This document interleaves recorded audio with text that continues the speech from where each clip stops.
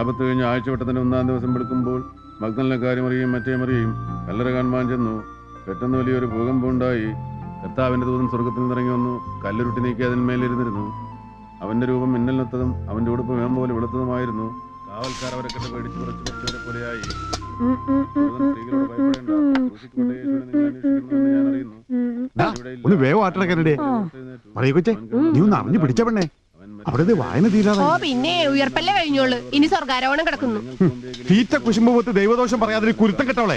ഇത് മുഴുവൻ അയാളുടെ അണ്ണാക്കിലേക്ക് തള്ളുന്നത് സ്നേഹ കൂടുതൽ കൊണ്ടല്ല, ഒരു ബന്ധുബലത്തിനാ.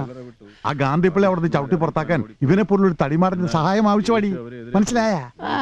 നമ്മള് നല്ലൊരു പട്ടിയെ വളർത്തുകയെന്ന് കരുതിയാ മതി. നല്ല പട്ടികൾ ഇതുപോലത്തെ കൂടിയ ഇനമേ തിന്നും. തനിക്ക് തിന്നാൻ തവിടില്ലാത്തവൻ പന്നിയെ വളർത്തരുതെന്ന പ്രമാണം. എടാ, നമ്മള് തവിടാണ് പിണ്ണാക്കാണാ തിന്നണെന്ന് ആ പന്നി എങ്ങനെ അറിയാനാണ്?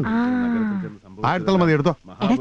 നീ ആ മറപ്പരെ പോയി ഇത്തിരി തുള്ളിനീലം എടുത്തോണ്ട് വന്നടാ. അതെന്തിനാണ് നീലം? നീ തുണി അലക്കാൻ പോണ? അല്ലെന്നേ, അയാൾക്കുള്ള കോഴിക്കറി ചേർക്കാനാ. നീലം ചേർത്താ പിന്നെ കണ്ടമാനം തിന്നുകയല്ല, എളുപ്പം അങ്ങ് മട്ടു. അയ്യോടിയേ, നിങ്ങൾ പേടിക്കാതിന്റെ മനുഷ്യനെ, രുചി വ്യത്യാസം തോന്നുകയല്ലെന്ന്.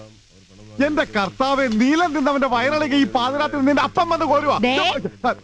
ചേർത്താക്കാൻ മതി, വേഗം വിളമ്പ്. ആണ്ടെ പൈലി ബച്ചന്റെ പ്രാർത്ഥന തീരാറായി. പൈലി ബച്ചനല്ലപ്പാ, ഫാന്റം പൈലി. അതെനിക്കറിയാം.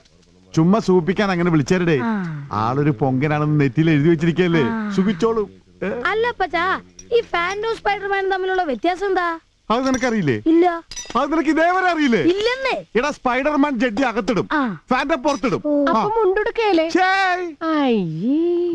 വേഗം എടുത്തു.